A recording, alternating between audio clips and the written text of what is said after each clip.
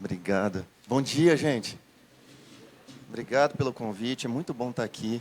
Agradecer ao Amarildo, Gilmar, né, a todos que vieram aqui para o evento para a gente conversar um pouquinho. A gente vai falar sobre um tema que talvez ainda é pouco conhecido, né, pessoal? Até queria perguntar para vocês, conhecem sobre indicação geográfica? Assim, quem é que conhece? Pode levantar a mão? Assim?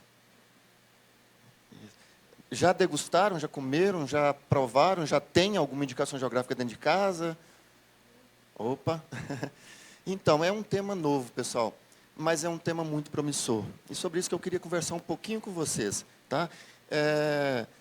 Nosso brilhante apresentador aqui falou na verdade, eu sou um filho de produtor rural do interior do Espírito Santo, né, que seguiu uma carreira indicado pelo pai, falou assim, vai estudar, depois você volta.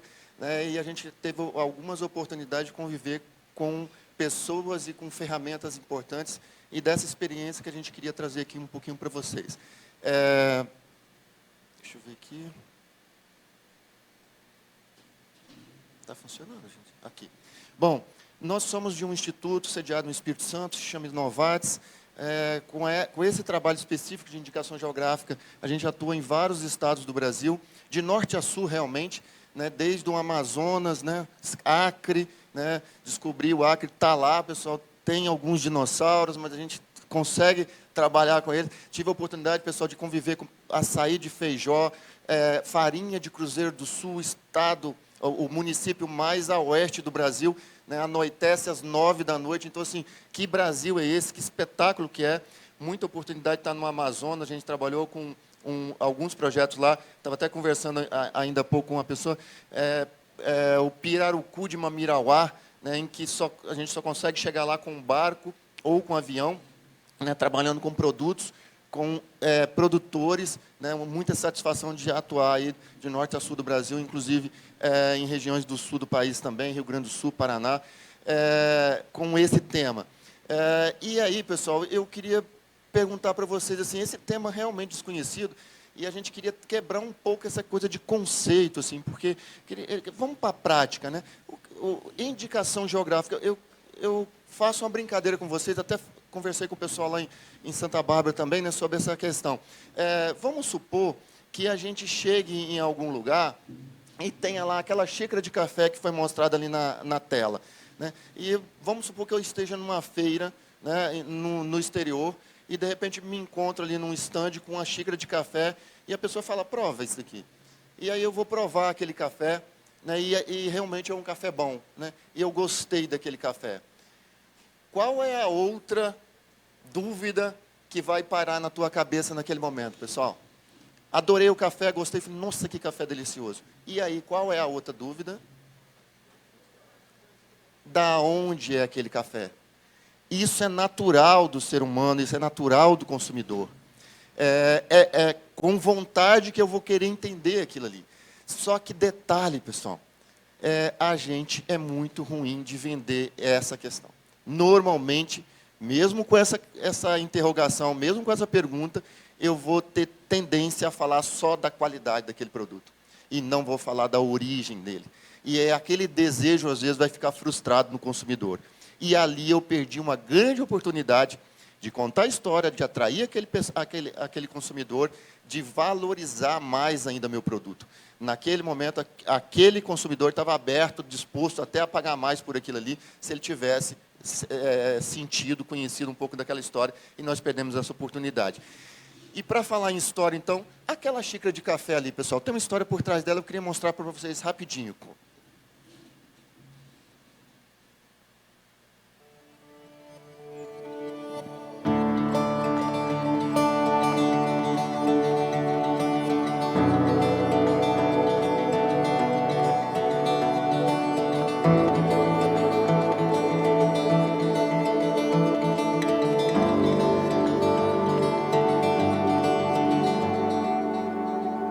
Caparaó é sinônimo de cafés especiais, de qualidade e diversidade. Mas nem sempre foi assim. Foi o cuidado e a dedicação dos produtores da região que transformaram nossos relevos acidentados em origens desejadas.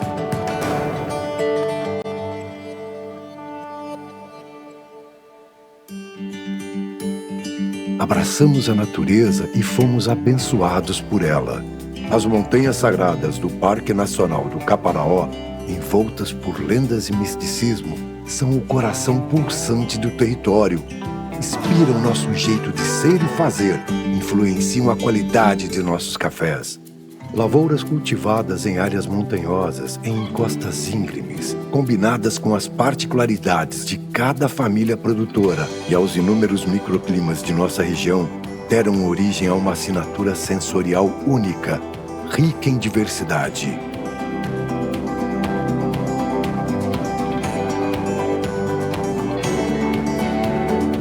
Cafés com aromas pronunciados, naturalmente doces e sensorialmente diversos, como melaço de cana, caramelo, açúcar mascavo, chocolate ao leite, acidez delicada, aspectos frutados ou florais, nuances de especiarias, corpo sedoso e cremoso.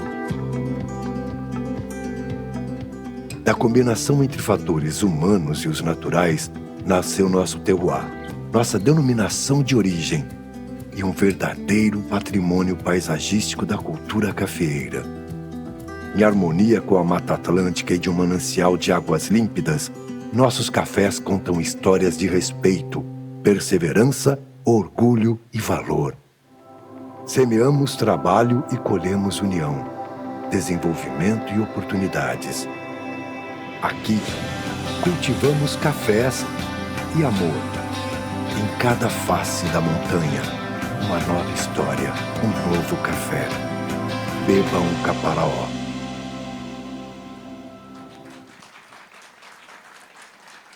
Pessoal, deu vontade de tomar esse café? Deu vontade de conhecer a região? Está vendo? Levamos café, mas levamos primeiro o conceito daquele café produzido, aonde ele é produzido, quem que produziu. Né? Então, por trás dali tem mãos, né? Tem pessoas, né? Como foi colocado aqui até pelos antecessores nas falas. Isso mostra, dá vontade de ir lá, não é verdade? Dá vontade de conhecer, dá vontade de tomar aquele café lá, com um detalhe, dá vontade de pagar mais por ele. Dá vontade de pagar mais por ele. Eu tenho satisfação em apropriar um recurso, porque agora eu não estou bebendo simplesmente um produto. Quando eu falo café, várias regiões do mundo. Agora, quando eu falo Caparaó, nós estamos falando de um território que pega Espírito Santo e Minas Gerais. Indicação geográfica não tem limite político-administrativo, tá, pessoal? Então, assim, é mais uma das vantagens. Não precisa obedecer aquele limite desenhado pelo homem, né? Nós vamos obedecer os limites desenhados por Deus, nesse caso. Então, Caparaó pertence a 2 estados, e isso é muito chique. Então, assim, eu queria provar com isso que nós provavelmente não sabemos direito o que é indicação geográfica e nem interessa muito precisar saber qual a lei que amparou isso, mas a gente está diante de vários produtos a todo momento, pessoal. Isso beneficia só, aqui tem vários empresários, tem várias autoridades, talvez eu não esteja nesse contexto de uma IG, seja agora ou seja no futuro, eu duvido que não, tá? Porque você vai ser fiel a uma indicação geográfica, seja como produtor, seja como empresário para comercialização, seja como um consumidor. Tá? Então, nós já estamos diante de indicações geográficas, talvez a gente ainda não se apropriou dessa terminologia. Por exemplo, né, quem nunca ouviu falar da champanhe, quem nunca tomou um bom café mineiro, capixaba ou paulista e assim por diante, quem nunca comeu um parmesão. Né?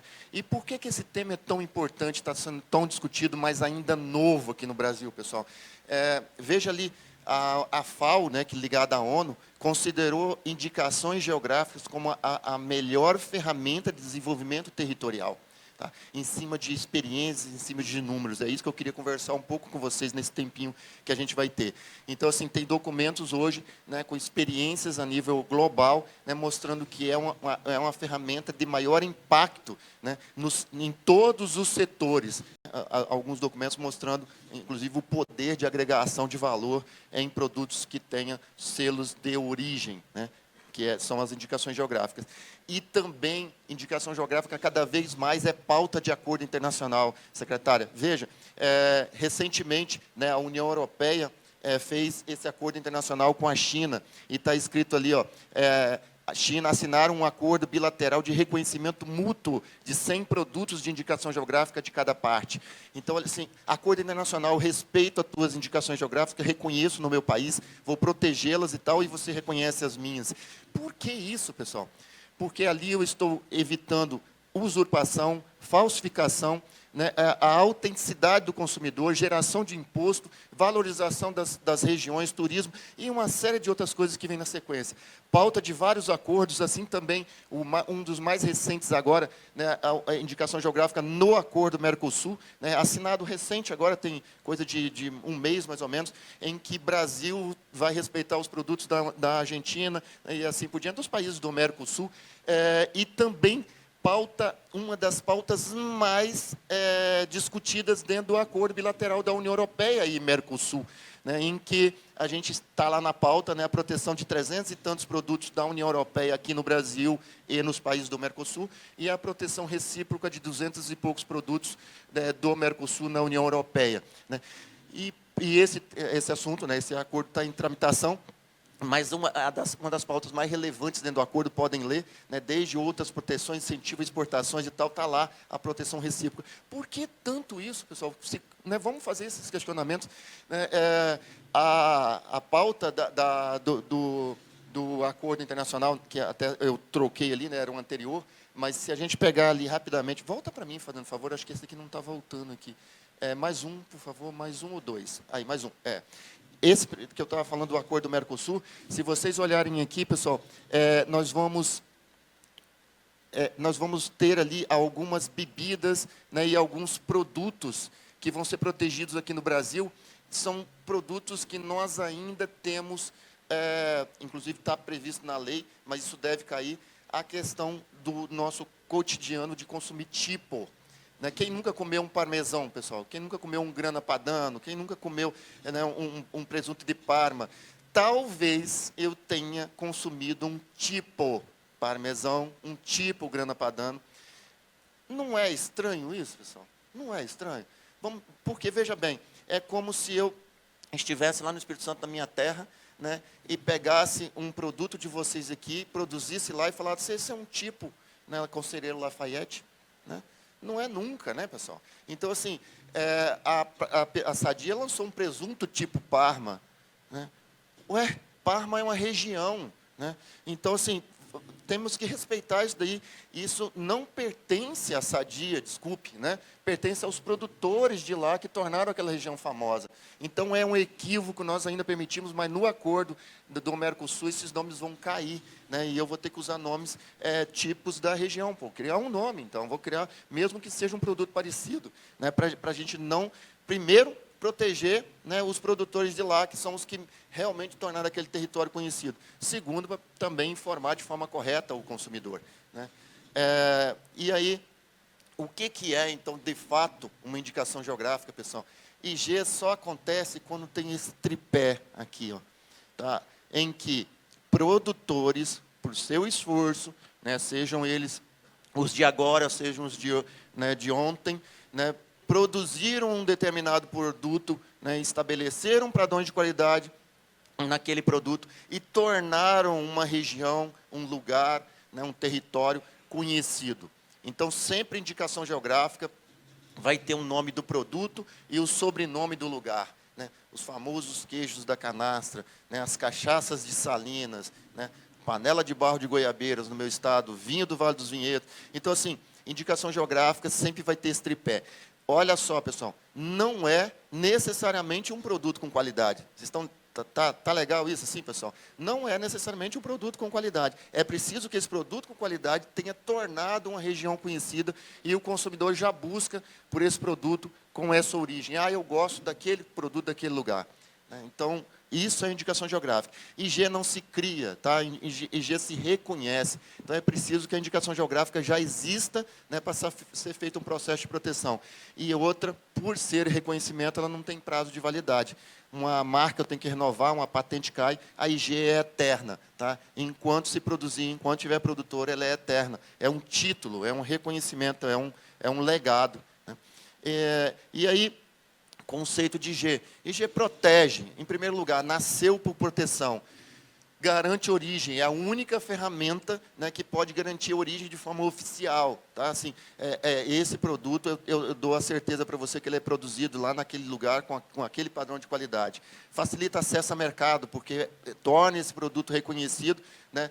Não, IG, a gente brinca assim, IG não é para commodity, IG é para produto especial. Talvez dentro das commodities eu possa ter uma parte que é especial e aí tem indicação geográfica. Agrega valor por tudo isso, por contar a história, e conta a história que eu queria, até pegar a licença poética da Lígia, aí, né, Lígia, de contar a história, contar algumas rapidamente para vocês, para mostrar como que isso tudo aconteceu.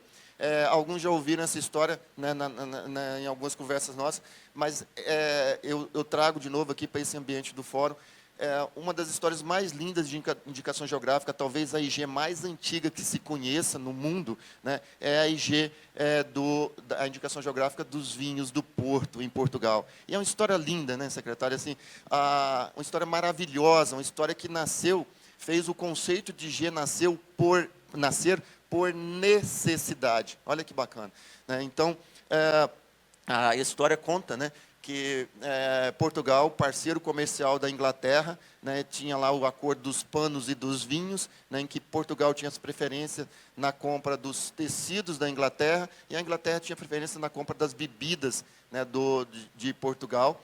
E, então, um tratado comercial entre os dois países. Porém, né, houve, nesse mesmo período, a guerra entre os ingleses e os franceses.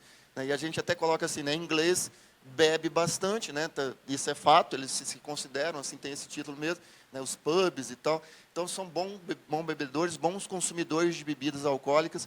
Né, e, no caso dos vinhos, por exemplo, tinham muita parceria com a França.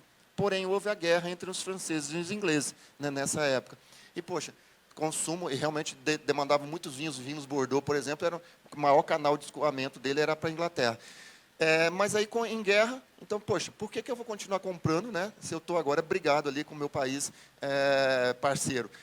Vou comprar de Portugal. Né? Tem bons vinhos também, os vinhos verdes, né, que não são só verdes. Pessoal, vinhos verdes é uma região de Portugal. Né? Produz vinhos claros, né, brancos, rosés, tintos, mas vinhos verdes, quando eu falo vinho verde, é uma região.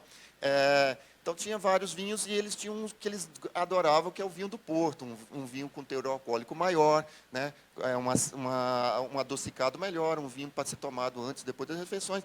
Quem conhece sabe muito bem do potencial desse vinho também. Né, então, passaram a comprar muito mais desse vinho. Matemática aí, né, pessoal? Demanda alta, né, consumo alto. O que pode ter acontecido com os vinhos? Né? Só para lembrar, o vinho do Porto é produzido numa região do Douro, né, região mais ou menos a 100 quilômetros ali de Porto. É estocado, é armazenado ali em Vila Nova de Cocais e tal, e comercializado via Porto.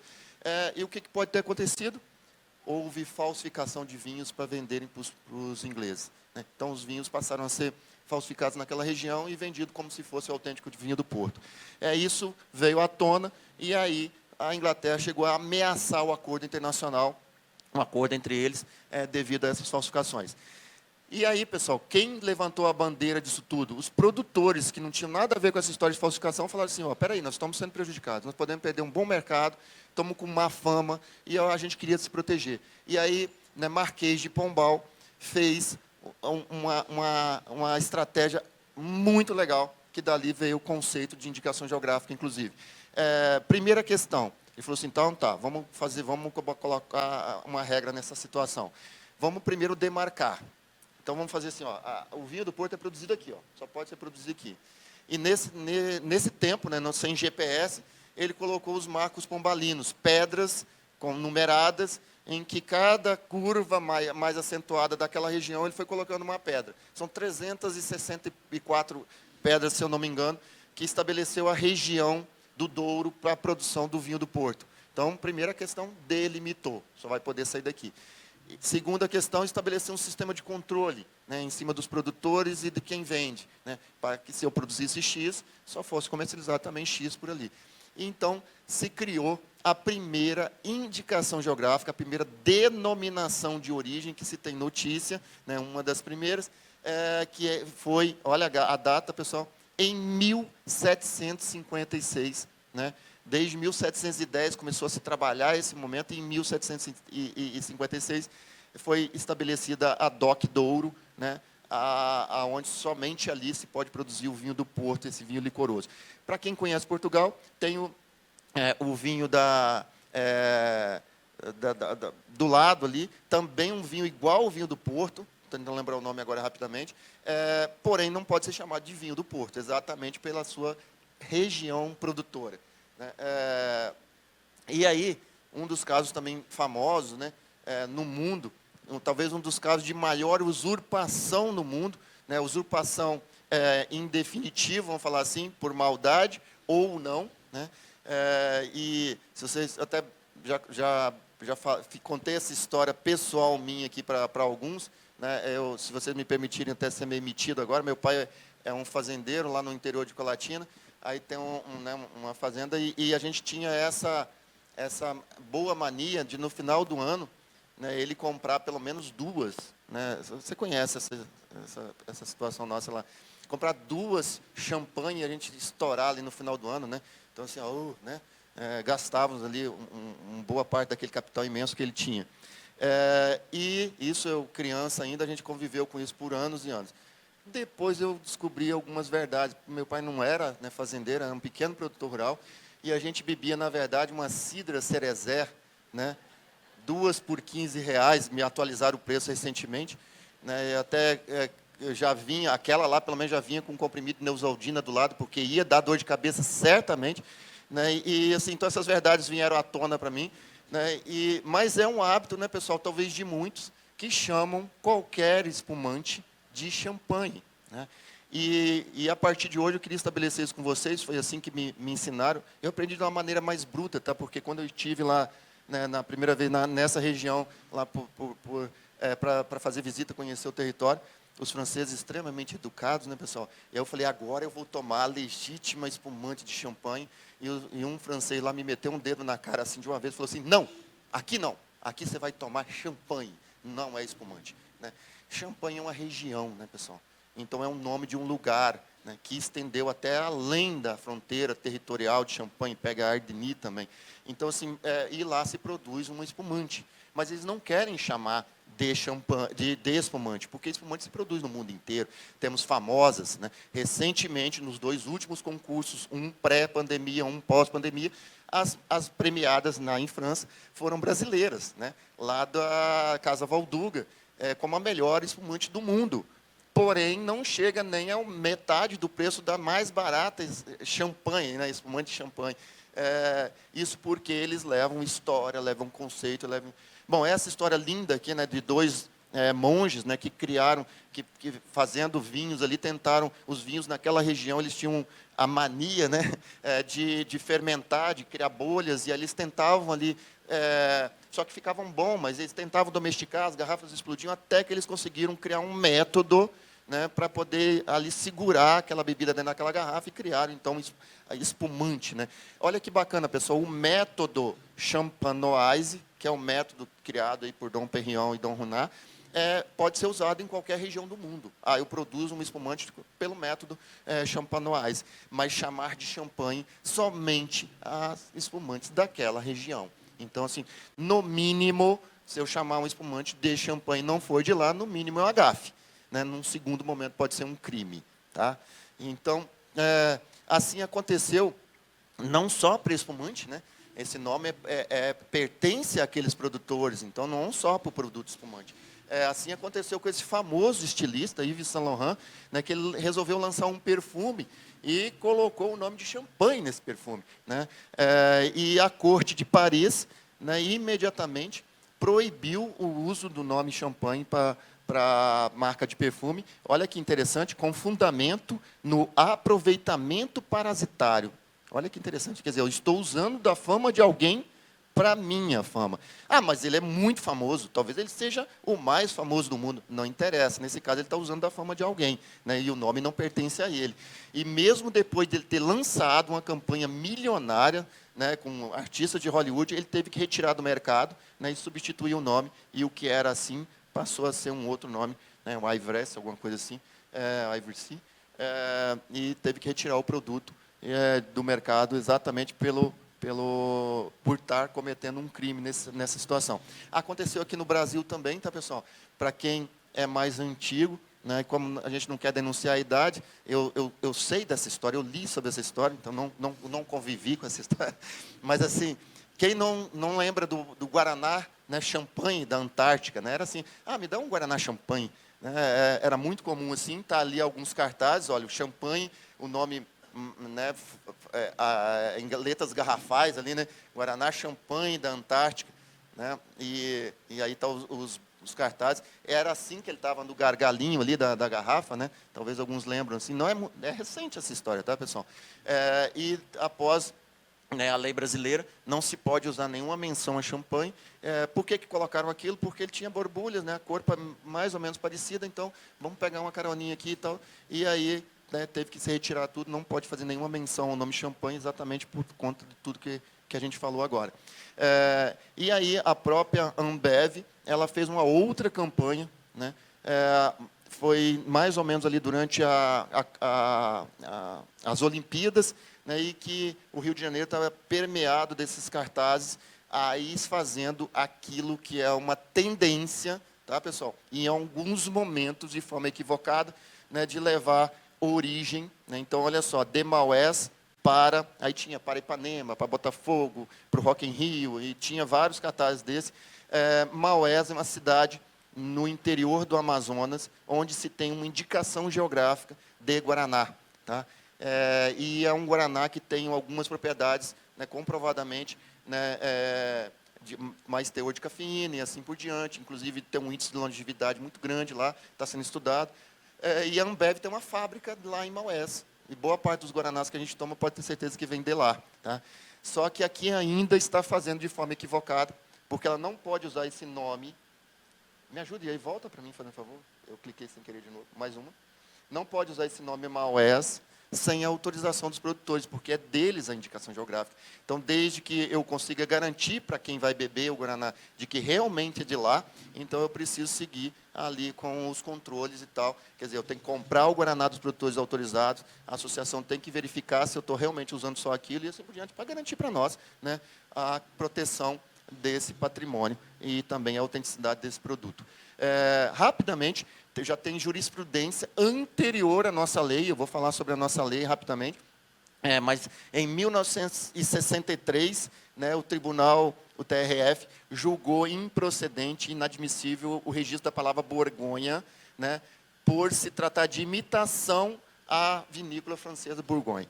Então, assim, olha bem que eles colocaram que não poderia, né, a lei não se permite designar vinho produzido no nosso país, já entendendo que aquele nome não poderia ser pertencido aqui e era, sim, dos produtores de lá. A mesma coisa aconteceu também com Bordeaux, né, e aqui eu destaco, olha, o nome geográfico Bordeaux constitui indicação de procedência, indicação de origem, além de poder induzir a falso significado.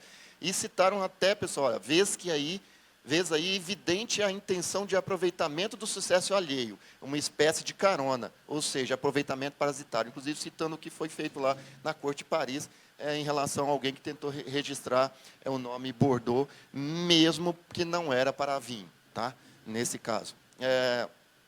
E aí, né, algumas questões interessantes, vejam que isso, oficialmente, né, a gente tem ali como a possível primeira indicação geográfica oficial em 1756, o vinho do Porto, mas esse movimento de tornar a região guardada, protegida, exclusiva para aquele produto já vem muito antes, né, quando, por exemplo, o rei Carlos VI assinou a Carta Régia, autorizando somente ao povo de Roquefort o direito de usar o nome Roquefort nesse tipo de queijo, que dizem que foi um acidente, né? Descobriram ele em cima de alguém que deixou um pedaço de pão numa gruta, onde, né, um pão com queijo, esse queijo encheu de bolor, e ali se fabricou um queijo muito bom, e aí depois ele virou oficialmente uma indicação geográfica, esse termo AOC é o termo da França, né, em 1925. E outros, né, que isso, se for culpado, né? É o Amarildo, porque ele falou para colocar isso bem antes do almoço, exatamente para poder dar aquele gostinho. Mas, assim, aqui nós estamos falando, pessoal, de uma denominação de origem do parmegiano reggiano, né? Que é o nosso querido parmesão, né? Que agora está para ser protegido também, para não se usar esse nome, né? Pelo menos nos tipos, né? Então, é muito legal isso aqui, né? Porque de um lado do Rio Pó, né, se produz o parmesão, né, o parmegiano reggiano, Parma e Regia, e do outro lado o Grana Padano, né, que também é um queijo muito famoso, né, todos dois com denominações de origem, indicações geográficas, no caso, italianas, né. Além do famoso também, alvo de muita usurpação, né, o presunto de Parma, né, como a gente já falou, a usurpação, inclusive aqui no Brasil, autorizada, isso que dói, né, Maria, porque a Sadia não está errada, mas, né, vamos colocar, está fazendo pelo menos uma coisa imoral, né, do famoso presunto de Parma, né, assim como o pata negra também na Espanha, e assim como o nosso querido Sokol no Espírito Santo, a gente brinca com o Sokol que eles vão chegar lá, né, um presunto cru, né, muito famoso na Itália, muito alvo também de imitação, usurpação no mundo. Eu trouxe aqui um mapa, esse mapa não é tão recente assim, mas só para vocês terem uma ideia, isso aqui é Emília-Romanha, uma região ali da Itália, né, e o tanto de denominações de origem, de indicações geográficas que se tem lá num território tão pequeno e a multiplicidade de tantos produtos. E aqui vocês não vão ver ainda, né, produtos não agrícolas, mas o Brasil pode proteger produtos não agrícolas na sua legislação, né. A União Europeia, como bloco, ainda não protege, mas alguns países da União Europeia já protegem produtos não agrícolas, como a França, a granito da Bretanha, as facas de soligem na Alemanha, os relógios suíços na Suíça e assim por diante. E como bloco, eles estão já mudando isso, né, inclusive pilotando na França, mas nós vamos ver muito mais produtos depois dessa autorização para usar esses dois selos, são os selos da União Europeia, de denominação de origem e indicação geográfica, ou indicação de procedência, no caso do Brasil, para produtos a nível de bloco, né. Então, eles vão passar a proteger, por exemplo, né, o mármore de Carrara e assim por diante, produtos não agrícolas também. O Brasil pode, tá? O Brasil pode proteger artesanatos, fica a dica, tá? Artesanato é muito bacana, porque artesanato está lá, né, ele fica lembrando assim, para o consumidor, e aproveitar até esse movimento, que a União Europeia ainda não reconhece, né, mas vai reconhecer, da gente ter artesanatos brasileiros bonitos, né, economia criativa, com indicação geográfica. A nossa primeira, no nosso estado, né, Marilda, é a panela de barro de goiabeira. Né, lá no Espírito Santo é a nossa primeira indicação geográfica, nós temos 9 até hoje. Bom, queria falar rapidamente também, como é que está meu tempo aí, me ajuda, Gilmar, mas assim, o café da Colômbia, uma indicação geográfica linda, maravilhosa, uma estratégia absurda, pessoal, absurda, de boa, né? Porque fizeram uma indicação geográfica do país inteiro. A Colômbia disse assim, precisamos melhorar a nossa comercialização de café, né? O nosso montante de café é muito maior do que o colombiano toma, e como é que a gente pode levar esse café para fora? Foi feito um estudo e enxergaram na indicação geográfica a oportunidade. Fizeram uma indicação geográfica do país inteiro, a Colômbia inteira, né, por meio da Federação dos Cafeicultores da Colômbia, e a pegada de criar um personagem, né, Juan Valdez, né, um personagem criado para poder significar do café da Colômbia, que traz essa questão da mulinha lá, exatamente pelas declividades e tal, da agricultura familiar, se criou isso daí. E fizeram, pessoal, olha que genial isso daqui.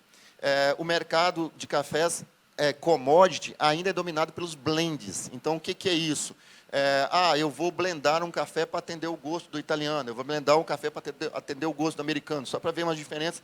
Não sei se alguém já tomou um café autêntico na Itália, é um ristreto, né, desse tamanhozinho, preto, forte. Já o americano já toma aquele copo um pouco mais diluído de café e tal. Então, assim, blends, eu pego um pouco de café dessa região ou dessa outra, a variedade arábica misturada com conilon, e vou blendando e vou fazendo o gosto do consumidor. Colômbia disse o seguinte, na sua estratégia de marketing, não vamos mais fazer isso, nós vamos mostrar para vocês um autêntico café colombiano. Quer sentir o sabor de uma região?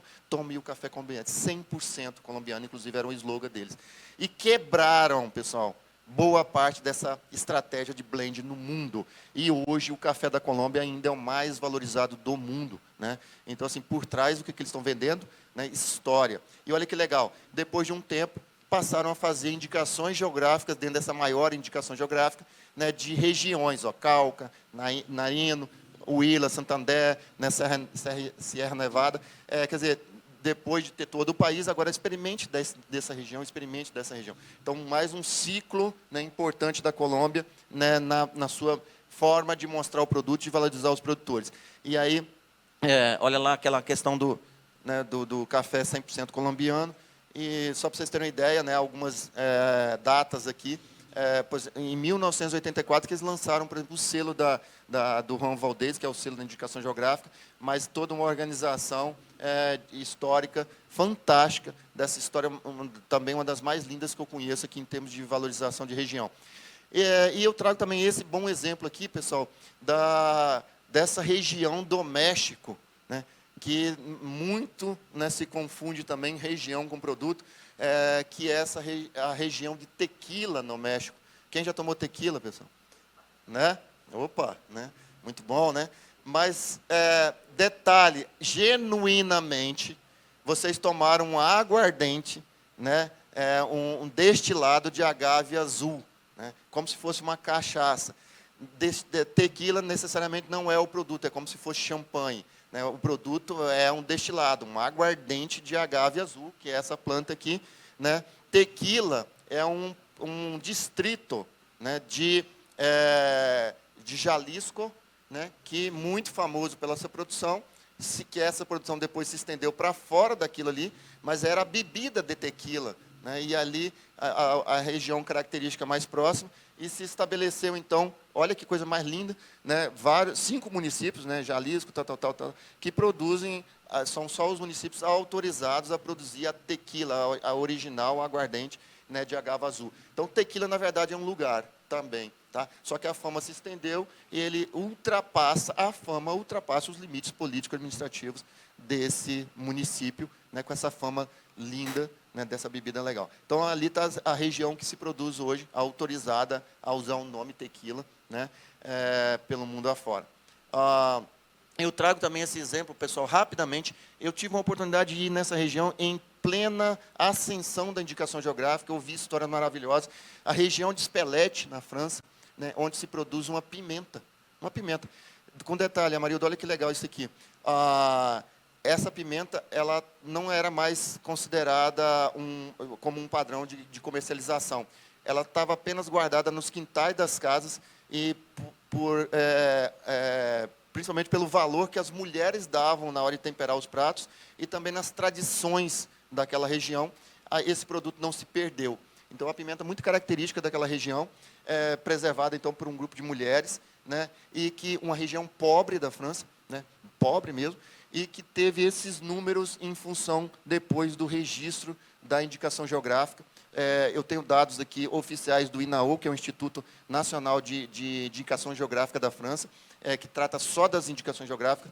E vejam, pessoal, no início dos trabalhos, 25 produtores, nenhuma empresa, né, 250 mil pés plantados na região, 6 toneladas de produção apenas, né, 8 hectares plantados, 94. Houve o processo de indicação geográfica.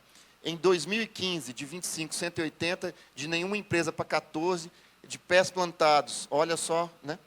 E de área, 210 hectares em 2015.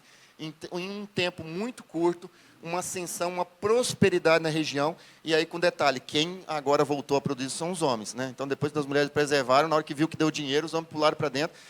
Muitas fábricas dessas, inclusive, são de próprios produtores ou de gente que veio de fora, mas simplesmente porque, pessoal, um produto típico, né, com o devido problema, inclusive, de se perder, quantos talvez nossos já não perderam, né, que foi preservado, foi resgatado, preservado e promovido. Tá? Essas 3 palavrinhas, resgate, preservação, promoção, tá? Via uma ferramenta muito legal. Tá? Então, essa é a pimenta Spelette, que também era usada, esses maços assim, pessoal, são pendurados nas portas, eles dizem que espanta, né, mal olhado, espanta coisas más, né, aqui é o selo da indicação geográfica, e aqui esse produto hoje utilizado pelos melhores chefes de cozinha no mundo, tá, com devido selo da União Europeia aqui do lado. E aí, né, a logo lá. Bom, então, sintetizando, pessoal, indicação geográfica não se começa com um processo e nem com um registro no NPI. Indicação geográfica começou lá atrás, ó, quando o produtor, né, empresário, produtor, artesão, começou a trabalhar aquele produto com um determinado padrão de qualidade que começou a tornar aquela região conhecida. Foram eles que criaram a indicação geográfica num tempo distante, né, seja ele aqui 5 anos, 10 anos, 20 anos, não se existe essa matemática, e se criou essa notoriedade. Então, botei pontinhos aqui. Vem depois, sim, um processo importante de estruturação, talvez aqui seja um diferencial do nosso instituto, que aqui nós temos uma equipe multidisciplinar para poder trabalhar isso num tempo curto, exatamente para aproveitar essa ferramenta, né? E vem o reconhecimento oficial, e aqui tem um detalhe, olha, o uso dessa origem de forma organizada daqui para frente até eternamente, infinitamente, começa depois que eu organizei o processo, e não depois do reconhecimento oficial, já que é um reconhecimento oficial importantíssimo, né, porque aí eu vou ter a chancela do governo federal, né, que aquilo realmente é uma indicação geográfica, mas o uso, né, organizado pode ser daqui para cá, porque o uso já era aqui, né, e foi esse uso exatamente, e esse consumo pelos consumidores que tornou a legitimidade daquela indicação geográfica. Então, eu coloquei o diferencial aqui, pessoal, é esse, ó, qualidade, né, fundamental. Mas qualidade eu posso conseguir em outro lugar. Vocês concordam comigo, pessoal? Talvez eu possa plantar um café em uma região ou levar um produto de vocês e produzir melhor na minha região. Por que não? Posso levar tecnologia, posso levar inovação. Então, qualidade é importante, mas origem só daqueles produtores. Quando eu atribuo origem a um produto, pessoal, eu fiz assim, ó, agora é daqui, ó. E cria curiosidade. Quando eu falei de café, né, a gente pensou, aquele café, tal, né, não citei de onde era. Mas quando eu falei do Caparaó, eu gerei curiosidade em vocês. Eu gerei vontade em vocês. Né, inclusive, vontade talvez de sair daqui e ir lá conhecer em um determinado momento. Então, a importância da gente fazer isso aqui, ó, inverter a lógica.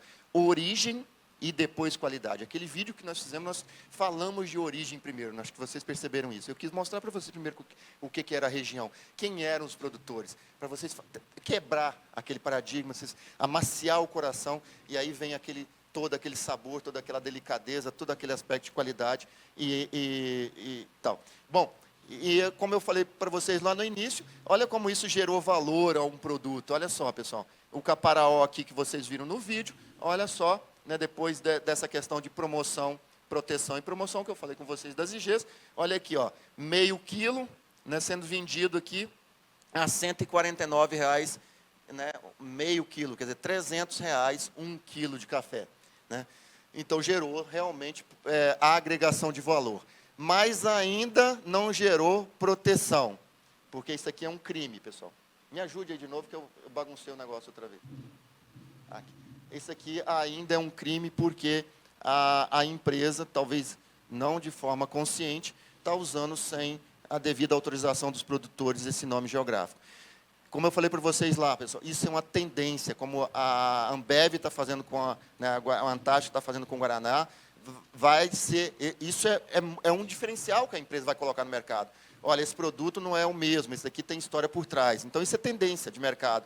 Só que tem que fazer da forma correta. Por enquanto, essa empresa está sendo chamada ao convite de usar o café devidamente genuíno do Caparaó, para que tenha garantia, né, no mercado de que seja o produto da indicação geográfica.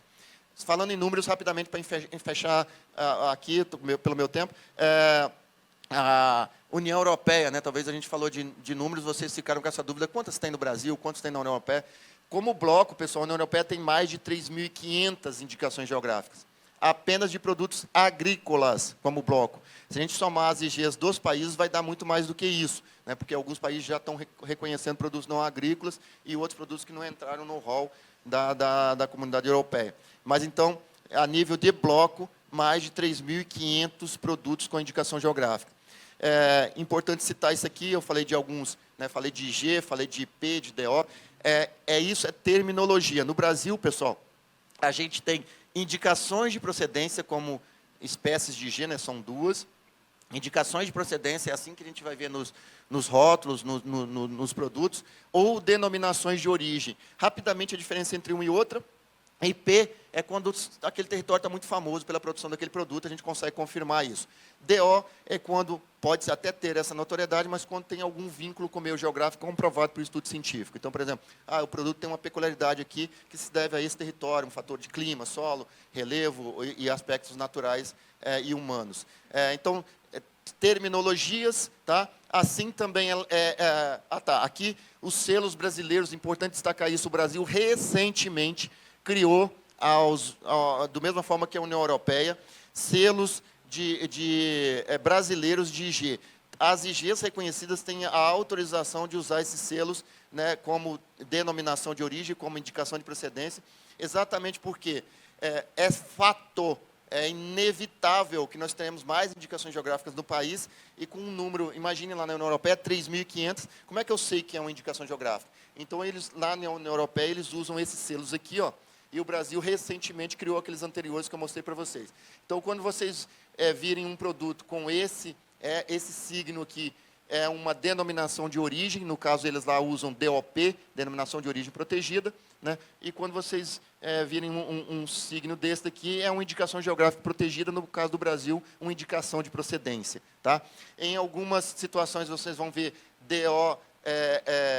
DOPG, denominação de origem protegida e garantida, como é na Itália, ou vocês vão ver AOC, como é na França. São terminologias, mas a nível de bloco, União Europeia, são esses duas terminologias e esses dois signos, né, para mostrar que são produtos de origem da União Europeia.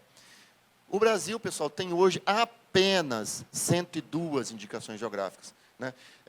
Por que tão poucas ainda, pessoal? Rapidamente, a legislação 1996, a nossa lei, via acordo internacional, por força de acordo internacional, nós criamos uma legislação para proteger produtos de indicação geográfica. Aqui eu estou falando de 102 IGs brasileiras, mas o Brasil também protege IGs de fora. Tá? Aqui são nacionais. 102. Curiosamente, né, o estado de vocês é o que mais tem indicações geográficas hoje, tá, secretário? Com uma certa ameaça aí. Né? A gente roda o país, a gente está vendo um motor de indicação geográfica, vamos falar assim, né, principalmente em dois estados, São Paulo e Paraná. Né, São Paulo está fazendo mais de 30 indicações geográficas ao mesmo tempo. Né, entenderam que essa ferramenta, né, é super importante para a coletividade. E quando eu falo coletividade, é a coletividade ampla mesmo. Né, é importante para o governo, né, é importante para o poder público municipal ou municipais, né, é importante para os empresários. E quando eu falo empresários, eu estou explodindo de novo os empresários, pessoal. É importante para o trade turístico, né, é importante para o comércio e é muito importante para os produtores, para a gente manter originalidade, né, garantir originalidade, garantir proteção a esses produtores. Bom, somos 102 indicações geográficas, o Espírito Santo tem 9, né, mesmo pequenininho tem até bastante indicação geográfica, tem mais 5 sendo analisadas pelo NPI. São várias IGs dentro desses vários setores, então vejam aqui, ó, indústria, artesanato com 13 IGs hoje no Brasil, pedras minerais, né, serviço, gastronomia. Tá? Nós temos a primeira IG de gastronomia, foi a de número 100, que é o Barreado de Morretes, lá no Paraná. Né? As duas últimas, inclusive, secretárias, são paulistas. Né? Os calçados de Birigui, né, calçados infantis de Birigui, e as uvas de Jundiaí. Né, Jundiaí, olha que legal, pessoal, Jundiaí com Y, porque Jundiaí é escrito com I, mas o antigo Jundiaí com Y, que era um território maior, que envolve 5 municípios, né, então é a fama de 5 municípios com um nome geográfico chamado Jundiaí, né, limite político-administrativo extrapolado. Né. Essa meta eu queria trazer para vocês, porque o governo federal, juntamente com vários parceiros, em um evento de indicações geográficas muito importante que aconteceu em 2021, lançou essa meta, né, da gente ter mais 400 indicações geográficas reconhecidas nos próximos 10 anos.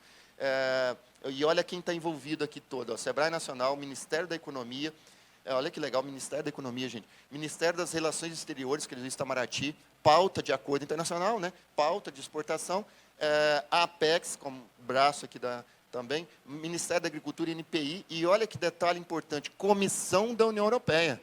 Eles ajudando a gente a ter, claro, né, pessoal? Lógico, dá para entender isso, né? Eu quero que também os consumidores nossos saibam o que é um produto realmente genuíno, né? E evite, por exemplo, os tipos ou falsificações mesmo nos produtos deles também. Então, todo interesse em desenvolver indicações geográficas do país.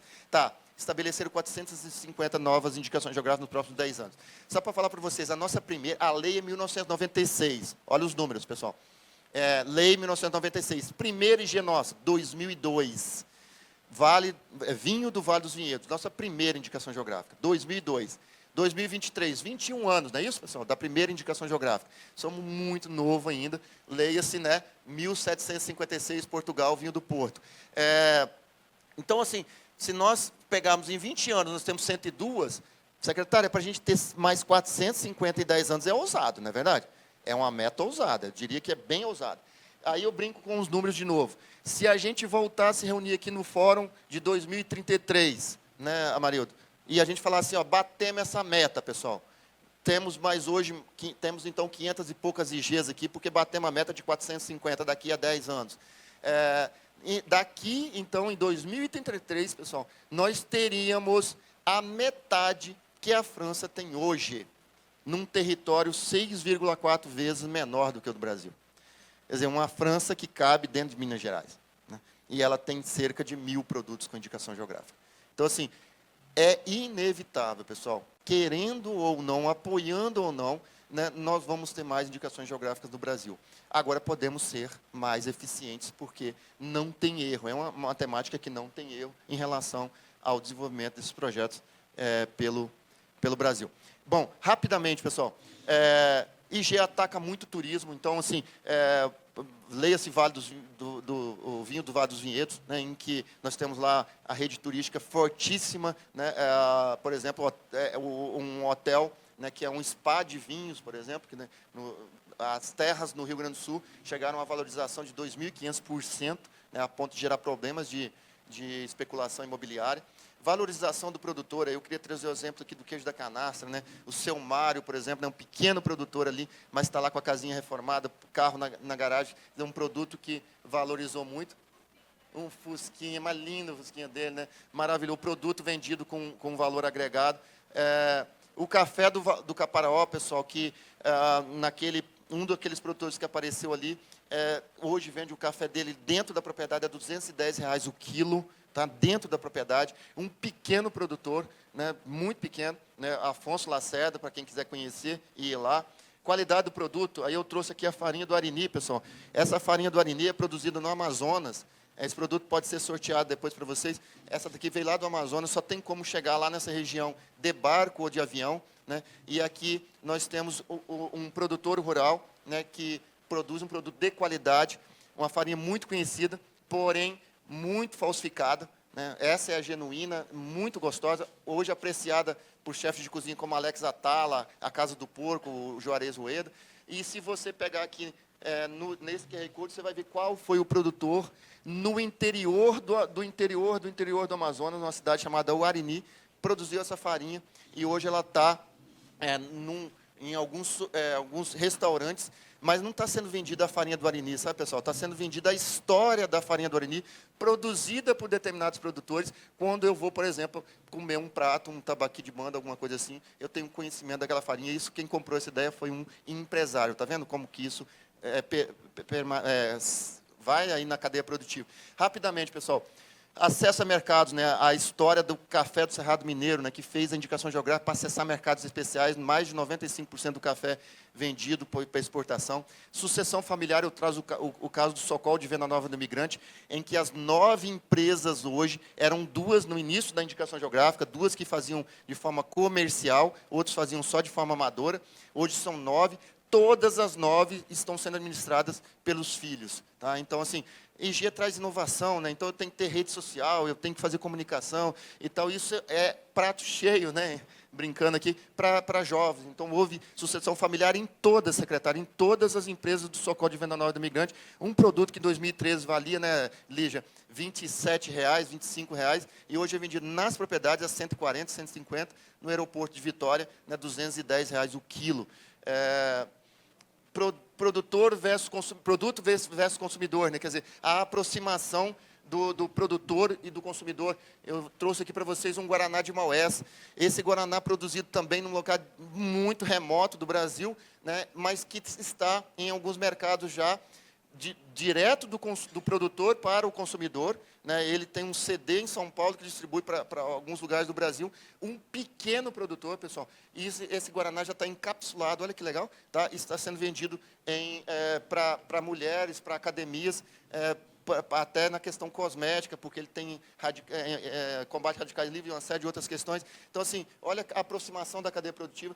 Desenvolvimento territorial, a erva mate de São Mateus, né, São Mateus do Paraná, que são 5 municípios também nessa região, em que houve um grande desenvolvimento territorial, né, circuitos turísticos que surgiram para conhecer os ervatários, os plantios de erva, e usurpação, né, como a IG consegue realmente evitar a usurpação, e ali eu trouxe, né, vou tomar uma bronca lá dos franceses, mas eu trouxe ali o exemplo da espumante, né, de champanhe, um dos casos de usurpação, de maior usurpação, seja ilegal ou sem saber, né. E aí, pessoal, rapidamente para encerrar, algumas histórias aí que estão sendo, contei histórias contadas, histórias que já aconteceram, mas algumas que estão sendo construídas pelo Brasil, que a gente tem a oportunidade de estar atuando, né. Isso aqui é uma região, depois eu deixo para vocês lerem esse testemunho aqui, o manifesto que foi feito para os produtores. Esse aqui é o Arrozanã de Porto Marinho. Olha que curioso isso, pessoal, um distrito de 2 horas de estrada de chão horrível, no município de Cantagalo, no Rio de Janeiro. Muitos cariocas não conhecem esse produto, não conheciam esse produto. Uma região de poucos produtores, em que eles trocam a mão de obra, eles secam o arroz dele numa pedra, e é um arroz com um sabor espetacular. Tá? Porque é um arroz, eles chamam de arroz anã, ele é um arroz menor, né, um pouquinho menor, extremamente saboroso, tem uma concentração maior lá de alguns né, não sei, mas os chefes de cozinha sabem responder. O que aconteceu? Como aquela comunidade se alimentava muito desse arroz, chegou o arroz comercial, produz quase o dobro, né, o arroz híbrido, produz quase o dobro do que aquele arroz, só que eles foram produzir, mas como era mais para o consumo deles, eles falaram assim, nossa, na hora que a gente produziu, que a gente foi comer, a gente não gostou, nós demos para o cachorro também não comeu. Então, nós voltamos a produzir aquele. Eles produziam, um pouco antes da indicação geográfica, 90% para o consumo deles, 10% para vender. Hoje já está meando ali, 50% consumo, 50% para venda. Então, um produto muito autêntico de uma pequena região de poucos produtores que está acessando o mercado diferenciado. Esse é o signo que foi criado para eles, e a gente, né, isso aqui nós pegamos uma foto, nossa equipe de design transformou, isso está virando bolsa, banner e uma série de coisas, e até trago um exemplo rapidamente aqui de... passa para mim, não está passando aqui. Um outro exemplo de... Travou aqui. De um souvenir que nós criamos em cima das histórias deles, porque por que eu preciso vender só arroz? Eu posso vender artesanato, eu posso usar a estratégia da economia criativa para vender coisas, inclusive, impalpáveis, né, como música, como outras situações que vão fazer o consumidor lembrar de mim. Né, bolsas. Nós criamos uma caneca, pessoal, não sei se é costume, minha mãe, por exemplo, fala assim, eu vou fazer 2 canecas de arroz. Né, é meio que uma medida, né, dela lá, e nós criamos uma canequinha. Né, por quê? O arroz ele vai consumir e vai, né, sair do organismo. Mas aquela caneca pode ficar lembrando a ele daquela região, ele vai falar, eu quero comprar de novo. Então, assim, e ali pode ser mais uma fonte de renda para todos aqueles produtores, em cima da notoriedade que eles alcançaram. Tá? E aí, só para finalizar, pessoal, eu vou colocar mais uma história que está acontecendo, né, especial lá no meu estado, de uma comunidade quilombola isolada que produz um produto que estava também à mercê de sumir. Tá? E aí eu queria rapidamente, 1 minuto só para vocês verem essa história, para a gente encerrar também a... Lembra que ele está na própria palestra, tá?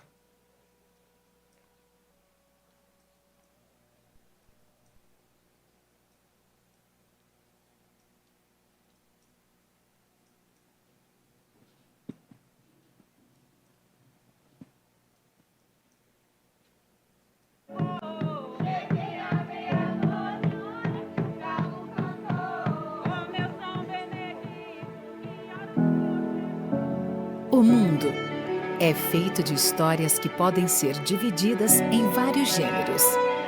Podem ser fantásticas, trágicas, românticas. Mas hoje eu estou aqui para contar uma em especial.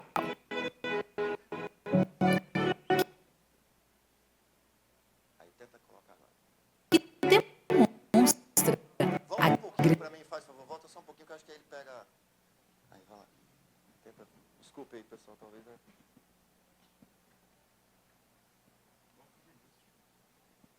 grandiosidade de um povo que não foi tratado com o devido respeito, mas que é capaz de transformar tristeza e tragédia nas mais belas criações. Eu vou te contar sobre uma especiaria que nasce da força das mãos de pessoas simples, que no trabalho, na luta e no amor resistem. Pessoal, é muito bonito o texto que está ali. Eu queria passar para vocês. Será que você... volta do início, que eu acho que ele carrega. Vou estourar o seu tempo aí, Gilmar, mas rápido.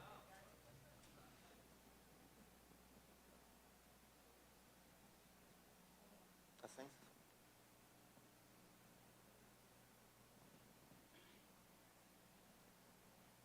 Ué? Agora?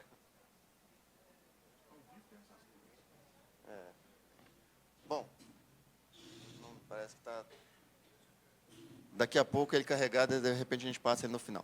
Essa região, pessoal, se chama Sapê do Norte. É o nome deles. Tá? Pegam 2 municípios no Espírito Santo, mas eles não reconhecem como municípios, eles reconhecem como a região deles. É a região do Sapê do Norte, onde tem os quilombolas. E é o beiju, que é acho que vocês sabem o que é beiju, só que esse daqui ele é pequenininho, feito da forma tradicional mesmo. O coco é o coco que tem mais leite, né? A mandioca é plantada por eles, vocês vão ver depois no vídeo ali.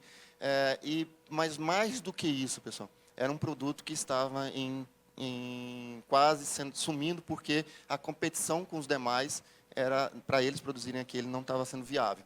Né? E agora está sendo destacado no mercado, o Gilmar conhece, né? Um produto maravilhoso, assim, diferente, gostoso, né? Mas principalmente porque tem história por trás. Essa história não estava sendo valorizada. Na verdade, era uma história que eles queriam até ocultar, né? Uma história dolorida, né? de usurpação de terras e assim por diante. Então, hoje, um produto valorizado, eles se sentem muito valorizados em relação a esse produto, sua história está ali. Né? Passa para mim, então, para a gente encerrar. Então, eu contei para vocês algumas histórias antigas, né? Algumas mais recentes, algumas que estão acontecendo agora, e outras, né? Que podem ser aqui de vocês. E aí, se você puder voltar na palestra lá, depois a gente pode tentar passar o vídeo novamente, eu queria que vocês assistissem. Deixa eu passar agora para ver se dá aqui. Aí, volta para mim A gente, com a ajuda aí do Gilmar e da equipe aqui do Fórum, Amarildo, a gente trouxe algumas reportagens já mostrando que a região de vocês tem muito potencial. Imagina isso feito de uma forma muito amadora, né? A gente pegou algumas formas, digitamos lá nome do lugar, ele é famoso pelo quê? E aí aparecia, por exemplo, né, o pastel de angu, de Itabirito, a terra da jabuticaba, Catas Altas, os queijos e o mel de Santa Bárbara, né, a pedra sabão, né, de Ouro Preto, os artesanatos de outros municípios, e tantas histórias já, né, que podem ser patrimônios que a gente tem, né, como potenciais indicações geográficas que podem ter a necessidade de resgate, de proteção, de promoção, né, e que vai fazer tão bem para esses produtores e tão bem para a cadeia produtiva. Uma outra listagem ali na sequência, né, do queijo de Entre Serras, prataria, né, de Ouro Preto, artesanato de fibra de Mariana, artesanato de teatro de Santa Bárbara, doce de Santo Antônio do Leite, cuca de Nova Lima, artesanato de pedra-sabão de Congonhas, queijo artesanal de Conceição do Mato Dentro, mel de Catas Altas, mel de Barão de Cocais e tantos outros que, por acaso, não apareceram nessa lista, né, que tem na região de vocês e que pode fazer um movimento aí, né, de indicações geográficas, né, de proteção desses produtos maravilhosos. Finalizando, pessoal, eu trago esse banner, eu tirei de uma feira, a Feira de Sial, na França, né, talvez uma das feiras maiores de alimento do mundo, e a Itália se postou assim, dentro do seu estande, né, e colocou ali, ó, a origem faz a diferença. Tá? A qualidade é uma obrigação, a origem faz uma diferença, e nós estamos vacilando em não contar a nossa história, proteger as nossas origens e contar essa história. Né? Valorizar isso aqui, pessoal. O capricho dos nossos produtores, sejam hoje, sejam seus pais, seus avós, que impregnaram sangue e suor, né, para poder valorizar uma região e que pode estar se perdendo. Meu muito obrigado.